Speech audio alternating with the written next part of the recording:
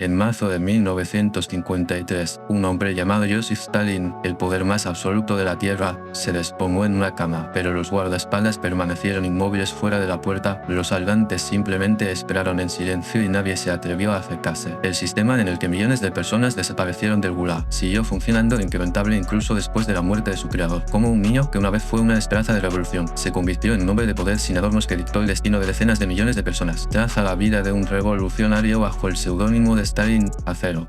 El 18 de diciembre de 1878, en la pequeña ciudad de Georgia, a las afueras del Imperio ruso, nació un niño llamado Joseph Jurishvili, hijo de un pobre zapatero. El fin de Rusia fue una época de extremas contradicciones sociales. Los vestigios de la servidumbre aún dominaban el campo y los trabajadores de la ciudad gemían en la explotación y la pobreza. Entre los intelectuales, el populismo y el marxismo se extendieron, los atentados y asesinatos eran frecuentes, y el espíritu revolucionario estaba profundamente arraigado. La familia del niño reflejaba este sufrimiento de la época. Su padre, Vessarion Jurishvili, era un borracho y golpeaba sin piedad a su esposa e hijo. El joven Joseph tuvo que caer en la violencia de su padre noche tras noche, lo que le dejó una profunda cicatriz en su interior. Desconfianza y hostilidad hacia el mundo exterior, compulsión por no ser controlado y, paradójicamente, un deseo de controlar completamente a los demás. Todas estas claves psicológicas se formaron durante esta época. En 1884, Joseph, de 6 años, sufrió viruela. Tuvo fiebre alta y sarpullido que duró varios días, y tras su recuperación, su rostro quedó con una cicatriz que no se borraría por el resto de su vida. Otros niños se burlaban de su apariencia, lo que lo aisló aún más. Un sentimiento de victimización e inferioridad estaba profundamente arraigado en su personalidad. Esta experiencia se convirtió posteriormente en una disposición paranoica que le hacía tomar las críticas como un insulto personal y no toleraba a sus competidores. Su madre, Yekaterina, anhelaba que su hijo se convirtiera en sacerdote tras escapar de la pobreza y la violencia. En 1894, Joseph, de 16 años, ingresó en el seminario de Tiflis, pero la estricta disciplina y el estilo de enseñanza autoritario solo lo antagonizaron, y en su lugar comenzó a devorar libros revolucionarios prohibidos. La lectura del capitalismo de Marx, los panfletos de Lenin y las obras de los populistas rusos le proporcionó un marco ideológico para su vida y victimización personal.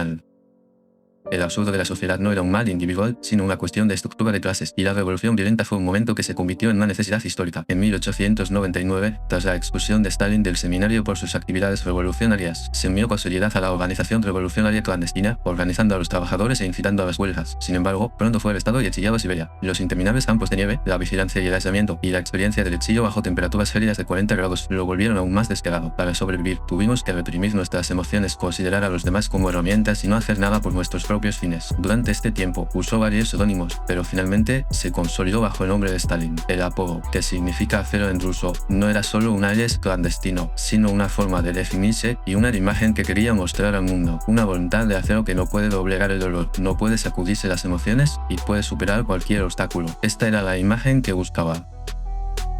Cuando los bolcheviques de Lenin se separaron de los mencheviques, Stalin eligió a los bolcheviques sin dudarlo. La teoría de vanguardia de los bolcheviques y sus principios organizativos centralizados coincidían perfectamente con sus tendencias, mientras otros revolucionarios estaban enfrascados en debates ideológicos y el desarrollo de teorías. Stalin se centró en la acción práctica. No era un intelectual bien escrito ni un orador público.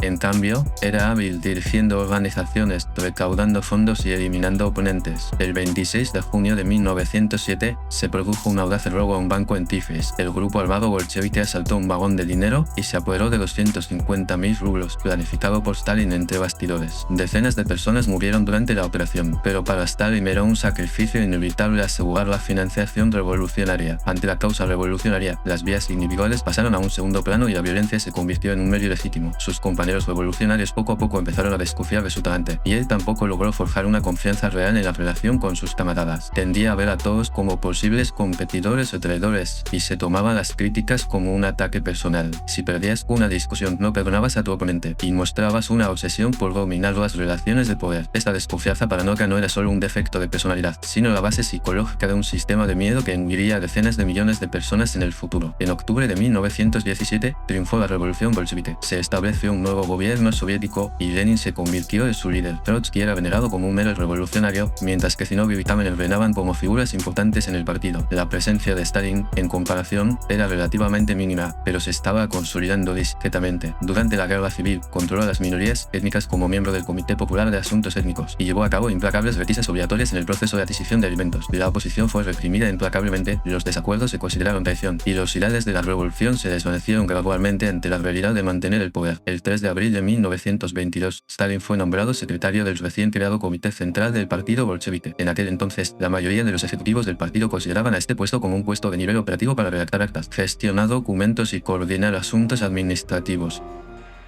Cuando teóricos y oradores extravagantes discutían sobre temas de actualidad en el Politburó, el secretario jefe parecía un hombre que organizaba documentos entre bastidores. El propio Stalin parecía aceptar este puesto con huida.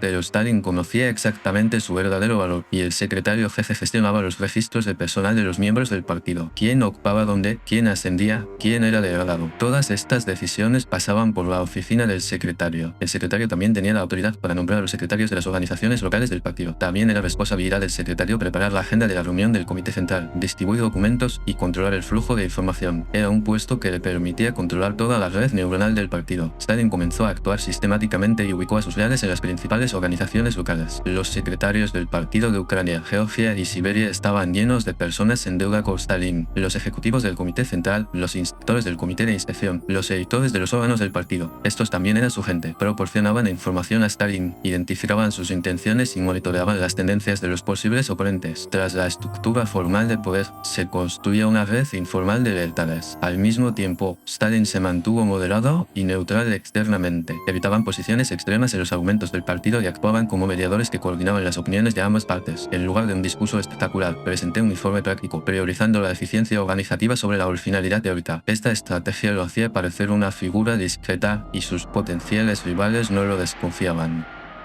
Tras la causa oficial de la legitimidad revolucionaria y la unidad del partido, se construía el propósito secreto del control perfecto del individuo. En diciembre de 1922, Lenin sufrió 2 derrames cerebrales. Incrédulo, comenzó a preocuparse profundamente por el futuro del partido. Desde finales de diciembre de 1922 hasta principios de enero de 1923, Lenin escribió una serie de notas orales, y en este documento, posteriormente conocido como el Testamento de Lenin, evaluó a los líderes clave del partido. En cuanto a Trotsky, lo llamó el hombre más capaz, pero señaló su exceso de confianza y recordó a Zinoviev y Kamenev su traición de 1917.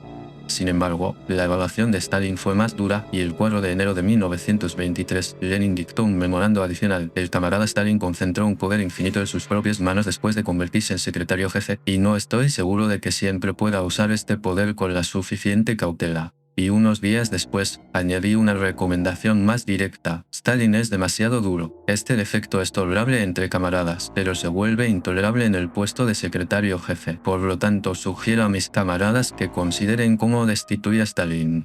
El 21 de enero de 1924, Lenin falleció y su testamento fue entregado a la dirección del partido. Antes del congreso del partido en mayo, la cuestión de si se debía publicar la nota de suicidio se volvió controvertida. Trotsky insistió en su divulgación, pero no presionó con vehemencia. Zinoviev y Kamenev, en cambio, defendieron a Stalin. Consideraban a Trotsky un competidor más peligroso y necesitaban a Stalin como aliado. Finalmente, el testamento solo se leyó ante la delegación de la convención del partido y no se incluyó en el acta oficial. La última advertencia de Lenin quedó sepultada en el silencio, un momento que determinó el curso de la historia soviética. Tras la muerte de Lenin, la lucha por el poder dentro del partido comenzó en serio. El sucesor más probable era Lev Trotsky.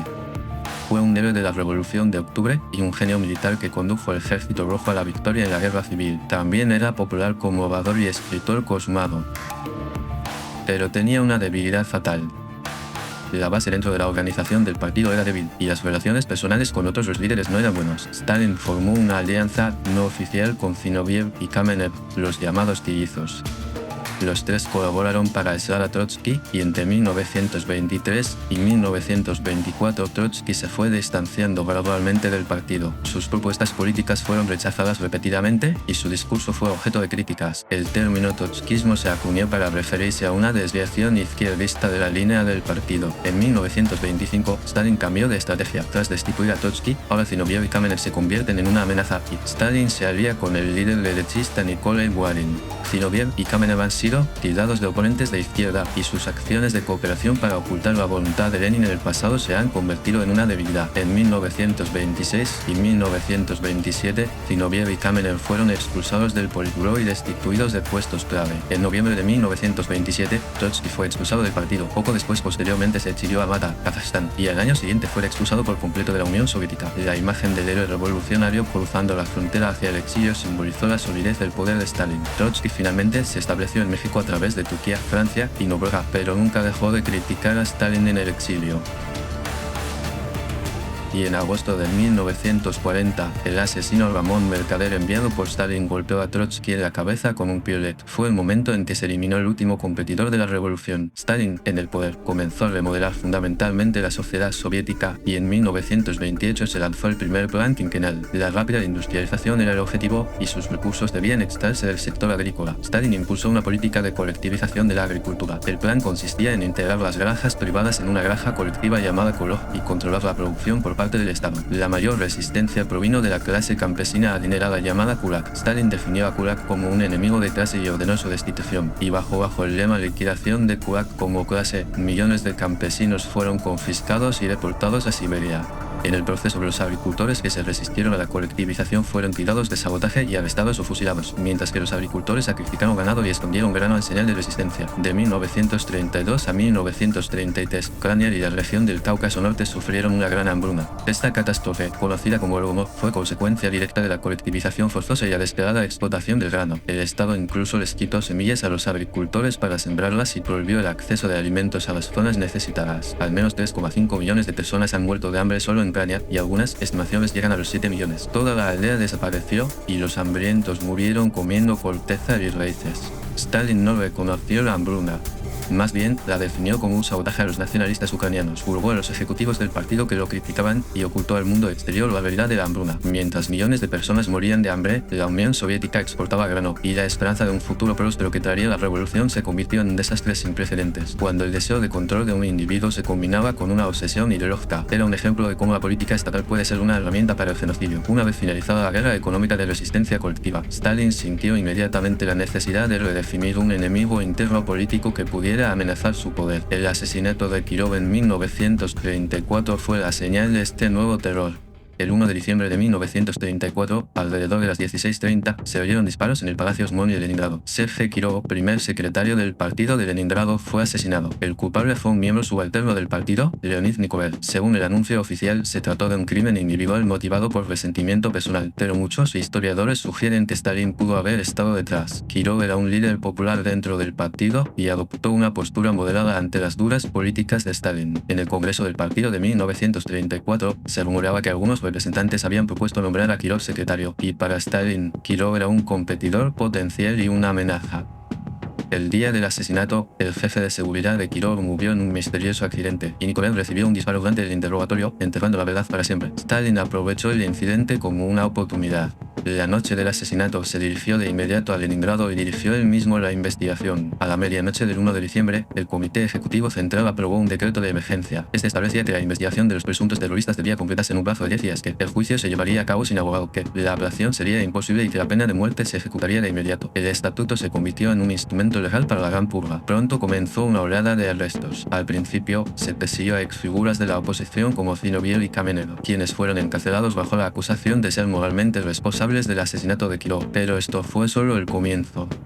De 1936 a 1938, la Gran Purga alcanzó su punto álgido, aterrorizando a toda la sociedad soviética. En agosto de 1936 se celebró el primer juicio en Moscú. 16 ex líderes bolcheviques, entre ellos Zinoviev y Kamenev, ocuparon el escaño de los acusados, y la acusación fue impactante. Conspiraron con Trotsky para asesinar a Stalin y a otros líderes del partido, y dirigieron una organización terrorista que intentaba derrocar a la Unión Soviética. El juicio se celebró públicamente y también se permitió la presencia de periodistas extranjeros. Lo sorprendente fue que los acusados confesaron todas las acusaciones. Líderes que habían liderado la revolución anteriormente con Lenin confesaron entre lágrimas sus crímenes en un tribunal público y pidieron perdón al partido y a Stalin. Tras esta extraña escena se escondía un sofisticado sistema de tortura y presión psicológica. Los acusados permanecieron recluidos durante meses en una prisión subterránea de la NKVD, una organización policial secreta. La NKVD era entonces una agencia estatal que supervisaba los arrestos, las investigaciones y el control interno, y era un órgano ejecutivo clave de la Gran Purga. A esto le siguieron torturas constantes, interrogatorios constantes y amenazas a la familia. Si confiesas, salvarás tu vida, repetían la amenaza. Si te resistes, toda tu familia será ejecutada. Algunos incluso eligieron la confesión como su último servicio al partido. Incluso las confesiones forzadas se consideraban parte del servicio al partido y se interpretaban como un acto para exponer conspiraciones externas. Los 16 fueron condenados y fusilados el 25 de agosto. En enero de 1937 se celebró un segundo juicio en el que se acusaron a 17 personas, incluido Kadalek, y a principios del año siguiente, el tercer y último juicio incluyó a Nikolai Buharin. Buharin fue una figura que Lenin elogió como el teórico más valioso del partido y aliado de Stalin a mediados de la década de 1920, pero él también se convirtió en el enemigo del pueblo y acabó fusilado en los tribunales. La ironía de la primera generación de la revolución. Se repitió la ejecución de traidores que traicionaron la revolución. El aspecto más destructivo de la Gran Purga fue el ataque al ejército. En mayo de 1937, el mariscal Mikhail Tukhachevsky y otros 8 generales de alto rango fueron arrestados. Tukhachevsky fue pionero de la teoría militar soviética y un hombre que desarrolló tropas mecanizadas y tácticas de guerra aérea. Fue acusado de conspirar con el Estado Mayor alemán para planear un golpe de Estado. La NKVD fabricó las pruebas. Según algunos datos, la inteligencia alemana filtró documentos falsos para promover la discordia dentro de la Unión Soviética, que Stalin estaba dispuesto a explotar. Tukhachevsky y sus compañeros generales fueron condenados a muerte en un juicio a puerta cerrada y ejecutados el 11 de junio. Tras el fusilamiento, sus cuerpos fueron incinerados y desaparecieron sin dejar rastro. La purga militar apenas comenzaba, y entre 1937 y 1938, la estructura de mando del Ejército Rojo fue desmantelada y 3 de los 5 mariscales fueron ejecutados, 13 de los 15 comandantes militares, 57 de los 85 comandantes de cuerpo y 110 de los 195 comandantes de división fueron arrestados o fusilados. La mayoría de los almirantes navales también fueron destituidos y un total de más de 35.000 oficiales, incluyendo comandantes aéreos, fueron purgados. Esta destructiva purga tuvo un efecto devastador en el poder militar de la Unión Soviética. Comandantes experimentados desaparecieron y los puestos se ocuparon con figuras reales pero incapaces. El desarrollo de la teoría militar se detuvo y los nuevos experimentos tácticos se consideraron desviaciones peligrosas. Apenas unos años después, ante la prueba de supervivencia de la invasión de Hitler, el precio de esta decisión se pagó con millones de vidas. La Gran Purga no se limitó a los altos funcionarios. Abarcó a toda la sociedad soviética, gerentes de fábrica, científicos, ingenieros, profesores y artistas. Ningún trabajo ni puesto estaba a salvo. Las razones del arresto fueron ambiguas: el enemigo del pueblo, los trotskistas, espías extranjeros y el sabotaje. Este estigma social se atribuye sin pruebas concretas. La NKVD aplicaba un sistema de cuotas. Cada distrito recibía un número determinado de personas para arrestar. Los jefes locales de la NKVD debían cumplir con este cupo, sin importar si cometían algún delito. El incumplimiento del cupo generaba dudas en el propio responsable y si se superaba, se le elogiaba por su vigilancia revolucionaria. La purga se había convertido en un sistema autoproliferativo que funcionaba con su propia lógica. En estas sociedades soviéticas, los empujones se convirtieron en algo común. Los vecinos acusaban a sus vecinos y los colegas traicionaban a sus colegas. Comentarios insignificantes del pasado, contacto con extranjeros, parientes lejanos con la oposición. Todo era motivo de duda. Una queja anónima de índole NKVD. Algunas provenían de una lealtad genuina, pero en muchos casos eran resentimiento personal, un deseo de ascenso o un ataque preventivo para protegerse. El miedo también era rampante entre los ejecutivos del partido. Cuando Stalin habló en la reunión del Politburó, todos intentaron comprender a qué se refería. Incluso saber cuándo empezar a aplaudir y cuándo parar se convirtió en una habilidad de supervivencia. Si dejabas de aplaudir demasiado pronto, se sospechaba falta de entusiasmo, y si lo hacías demasiado tiempo, podía confundirte con una mueca de desprecio. En 1937, en una conferencia local del partido, hay constancia de que los aplausos duraron 11 minutos después del discurso de Stalin, porque nadie tuvo el valor de parar primero. Todas las noches, coches negros recurrían las calles y agentes de la NKVD arrestaban a las personas según la lista. Llamar a la puerta a las 2 de la madrugada se convirtió en un símbolo de miedo y la mayoría de los arrestados no regresaban. Algunos fueron fusilados y muchos enviados al Gulag, un campo de concentración. Millones de personas murieron trabajando en condiciones inhumanas en campos de Siberia y el Lejano Oriente. Incluso las estadísticas oficiales no son precisas, pero se estima que al menos 680.000 personas fueron fusiladas y más de 1,5 millones enviadas a campos de concentración entre 1937 y 1938. Lo más irónico de la Gran Purga es que eliminó a los súbditos de la revolución en nombre de su defensa. Muchos de los ejecutados eran revolucionarios que lucharon contra el sistema zarista y combatientes que arriesgaron sus vidas para luchar por los bolcheviques en la guerra civil. En 1917, la mayoría de los miembros del partido fueron purgados y todos los miembros del Politburó que colaboraron con Lenin fueron destituidos, excepto Stalin. Profesionales con talento también fueron sacrificados. Planificadores económicos, gerentes industriales y científicos fueron arrestados por sabotaje, y el incumplimiento de los objetivos de producción se consideró un acto de sabotaje intencional y los fallos técnicos una prueba de traición. En este ambiente, la innovación y la creatividad se consideraban desviaciones peligrosas y las únicas opciones seguras eran el silencio y la conformidad. Ni siquiera el propio Stalin pudo escapar del sistema del miedo. Firmaba una lista de cientos de arrestos cada día y en cuanto escribía disparos una sola letra junto a su nombre, pronto se convertía en una sentencia de muerte. Pero a medida que avanzaba la purga, su paranoia se agudizaba.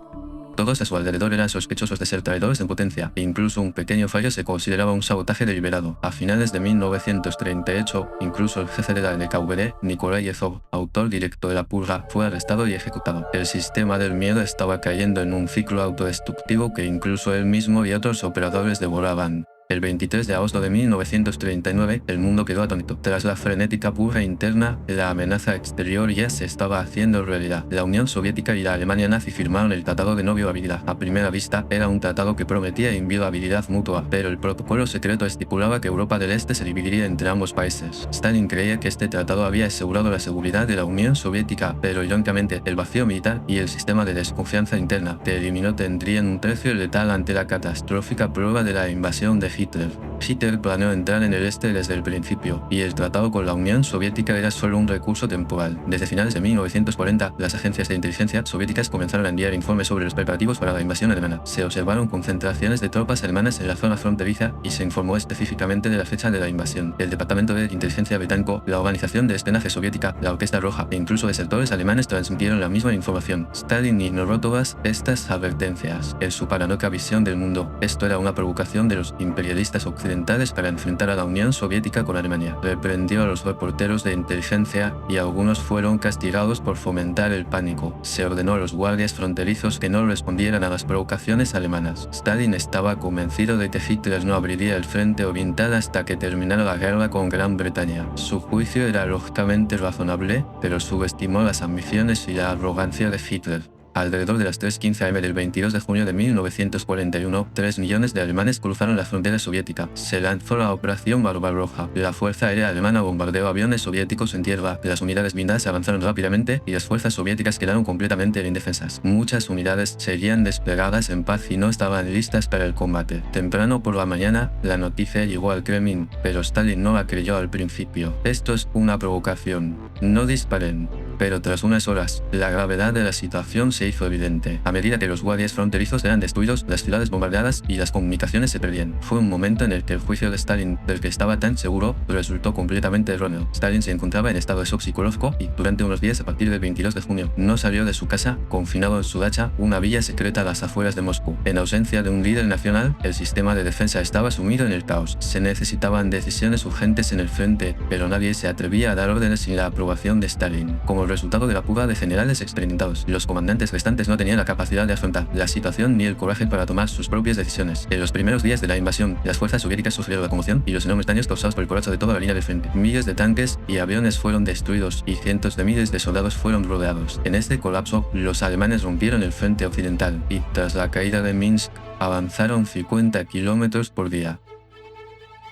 Tras el posterior colapso de la línea del frente, Smolensk quedó rodeada, el camino a Moscú pareció abrirse, y en el frente norte, Leningrado quedó rodeada, comenzando un terrible asedio de 900 días. A principios de octubre, los alemanes lanzaron su ofensiva final contra Moscú, la Operación Tifón. Se desplegaron agencias gubernamentales en el este y las embajadas extranjeras se trasladaron a Kuibysev. El pánico cundió entre los ciudadanos de Moscú. Algunos intentaron escapar, y surgieron saqueos y disturbios. Stalin decidió quedarse en Moscú. Esto fue el resultado de un cuidadoso cálculo, y yo sabía que si se supiera que el líder abandonaba la capital, la voluntad de defenderla se derrumbaría por completo. El 6 de noviembre, Stalin pronunció un discurso conmemorando la revolución en un búnker subterráneo, mientras las fuerzas alemanas avanzaban hacia las afueras de Moscú. Al día siguiente, se celebró en la Plaza Roja el tradicional desfile militar del aniversario revolucionario. El evento, que tuvo lugar bajo el alcance de la artillería alemana, sirvió como símbolo de resistencia tanto para los ciudadanos como para los militares. El discurso de Stalin fue diferente al anterior. En lugar de retórica revolucionaria, revolucionaria y lucha de clases, apeló a la historia rusa y al orgullo nacional. Alexander Nevsky, Dmitry Donskoy, Kutuzoveros de la era zarista fueron convocados. Fue un momento de transición del revolucionario comunista al líder de la nación. Los soldados se dirigieron directamente al frente en cuanto terminó el desfile y el sonido de sus pasos infundió esperanza a los ciudadanos de Moscú. A finales de noviembre, la ofensiva alemana cesó y comenzó el crudo invierno ruso. Los alemanes, desprevenidos para la batalla invernal, se retiraron gradualmente y los soviéticos lanzaron una contraofensiva el 5 de diciembre. El frente se estabilizó de nuevo con el despliegue de las fuerzas de reserva procedentes de Siberia y Moscú quedó protegida, pero el precio fue enorme.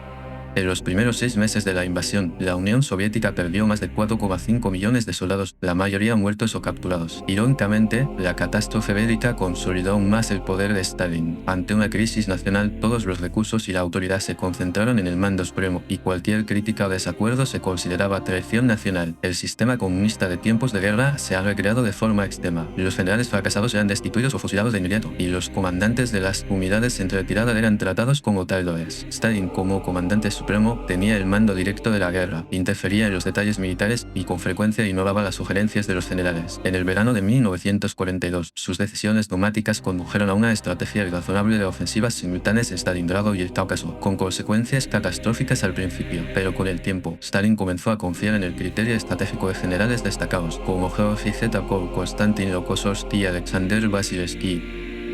Y como resultado, la situación mejoró gradualmente. La victoria en la batalla de Stalingrado fue un momento decisivo para cambiar el curso de la guerra. Luego, las fuerzas soviéticas avanzaron gradualmente hacia Alemania continental, poniendo fin a la guerra con la captura de Berlín en mayo de 1945. A pesar de los sacrificios y la destrucción generalizada de decenas de millones de personas, Stalin se consagró como un héroe de la guerra de los contrastantes en el proceso. Los desastrosos fracasos iniciales quedaron sepultados a la sombra de la victoria final y el dictador renació como un salvador. El 24 de junio de 1945, se celebró un desfile de la victoria en la Plaza Roja. Bajo la lluvia, cientos de banderas nazis fueron arrojadas frente a la tumba de Lenin y Stalin lo observó desde arriba.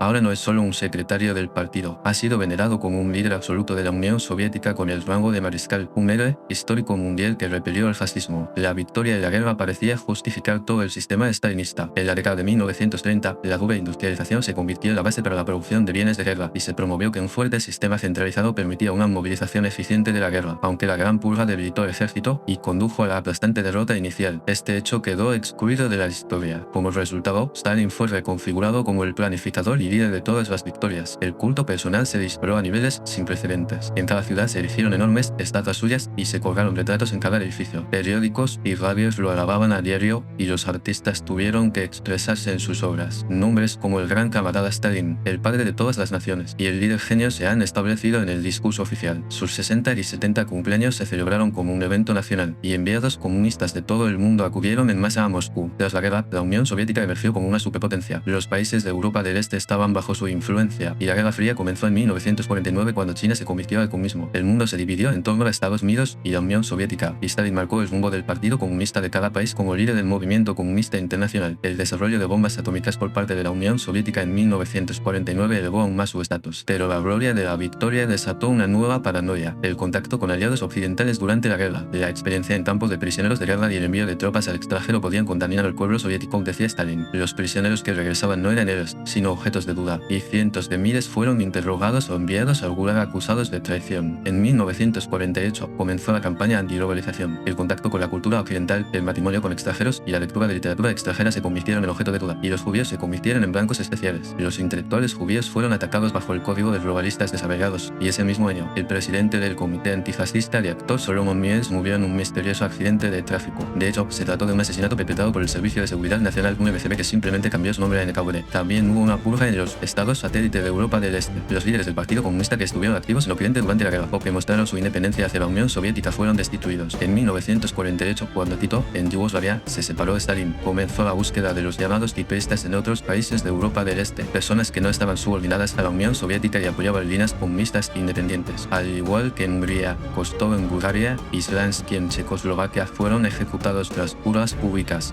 y los juicios de Moscú de la década de 1930 se replicaron en Europa del Este. A finales de 1952, la paranoia de Stalin alcanzó su punto álgido. El 13 de enero, el periódico Proga publicó un impactante artículo titulado Diablos Blancos. Trataba sobre médicos prominentes que conspiraban para envenenar a los líderes soviéticos, y 9 personas fueron arrestadas. 6 de ellos eran judíos, acusados de conspirar con la inteligencia occidental para intentar asesinar a altos líderes, con el pretexto de una terapia médica. En particular, las muertes de Andrei Zanov y Alexander Sherbakov fueron señaladas como crímenes por dichos médicos. El médico de Stalin, Vladimir Vinogradov, también fue arrestado. Se obtuvieron confesiones falsas mediante tortura, y los medios de comunicación arremetieron contra los médicos día tras día, incitando al odio contra los judíos. Una nueva gran purga ha comenzado. Según los académicos, Stalin preparó un plan para reubicar por la fuerza a los judíos en Siberia, y también se programó una purga de la comunidad médica en su conjunto. Durante la guerra de Stalin, ni siquiera los miembros de alto rango del partido estaban a salvo. Incluso la esposa de Molotov fue arrestada, y Mikoyan y Voroshilov, antiguos colaboradores de Stalin, fueron constantemente sospechosos. Stalin se aisló cada vez más. A los 73 años, su salud se deterioró, pero no pudo recibir el tratamiento adecuado debido a los médicos arrestados. La vida cotidiana de cenar tarde y ver películas con colaboradores cercanos en la villa del Kremlin continuó, pero este encuentro no fue una amistad agradable. Los miembros del Politburó permanecieron hasta el amanecer, insultados y amenazados por el humor de Stalin, y expresaron su lealtad de manera competitiva, temiendo que todos fueran el próximo sujeto de la purga. El 1 de marzo de 1953, Stalin cenó con sus ayudantes en la villa Kunchevo como de costumbre. Tras la salida de los invitados a las 4 de la madrugada, fue al dormitorio, pero no apareció hasta esa misma tarde. Los guardaespaldas y el servicio estaban ansiosos, pero no pudieron llamar a la puerta debido a la orden de no molestar. No fue hasta pasadas las 10 de la noche que un guardaespaldas se armó de valor y entró en el dormitorio. Stalin yacía en el suelo junto a su cama, inconsciente por un derrame cerebral y paralizado de un lado. Los guardias, presas del pánico, contactaron de inmediato con el Kremlin, pero nadie dio instrucciones claras. El contacto con el miembro del Politburó también se retrasó, y todos temieron que falsas alarmas incitaran la ira de Stalin. No fue hasta las 3 de la madrugada que el confidente más cercano de Stalin, Beria Marekov, mencionado como sucesor del primer ministro, y J. Lushchov, entonces miembro del Politburó, llegaron a la villa. Revisaron el estado de Stalin, pero no tomaron medidas médicas inmediatas. Los médicos de mayor rango estaban en prisión por el caso de conspiración médica, y llamar al resto de los médicos podría sospechar que estaban involucrados en la conspiración. Finalmente, el personal médico llegó a las 9 de la mañana, pero ya era imposible recuperarse. Stalin se enfrentó a la muerte mientras yacía en cama durante 4 días. Los miembros del Politburó se turnaban para guardar las camas, pero sus expresiones reflejaban más ansiedad y cálculo que duelo. Llenaban la habitación del hospital, preocupados por quién aprovecharía el vacío de poder y de quién serían sospechosos si Stalin recuperaba el conocimiento. El 5 de marzo, alrededor de las 9:50 p.m., Stalin falleció. Con el anuncio oficial, toda la Unión Soviética se entristeció y millones de personas acudieron a Moscú para ver su cuerpo. Cientos de personas murieron en la avalancha y su cuerpo fue enterrado en la tumba de Lenin el 9 de marzo. En el funeral, Marekov, Berilla y Molotov prometieron heredar fielmente el legado del gran líder.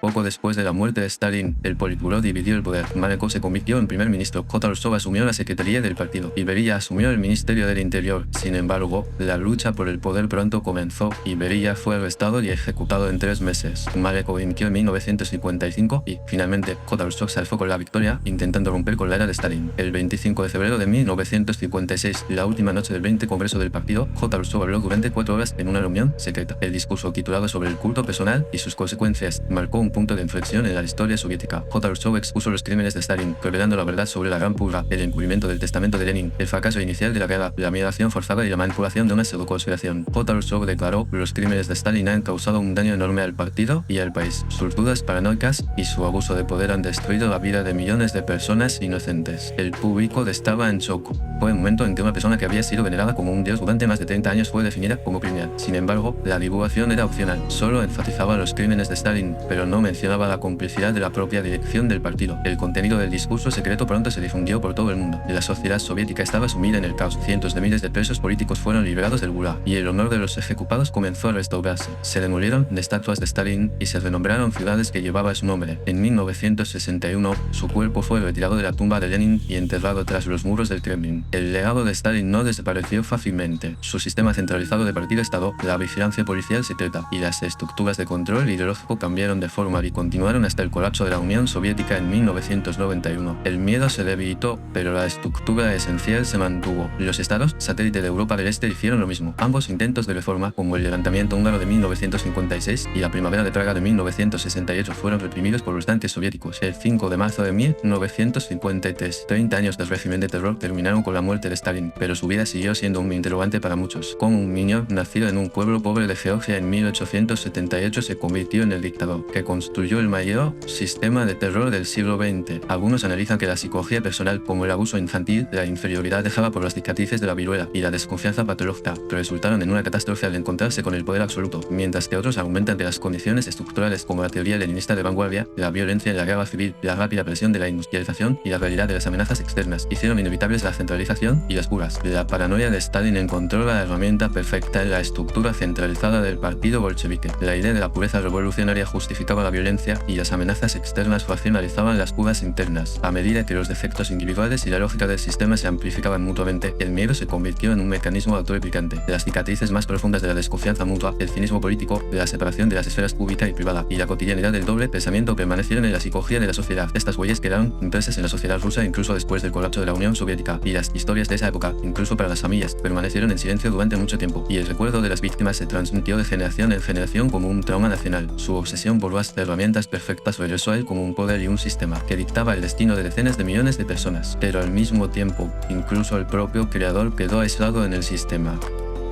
El secretario de acero es ahora una figura histórica, pero la pregunta que dejó atrás aún no se ha disipado. ¿Puede una persona que busca el poder liberarse del poder? La respuesta puede estar oculta en las fatídicas contradicciones que surgen cuando el deseo humano se topa con la gran herramienta de un sistema. Décadas después de la muerte de Stalin, la paradoja de los sistemas creados por el hombre que engullen a los humanos no ha desaparecido y sigue presente a través de los tiempos.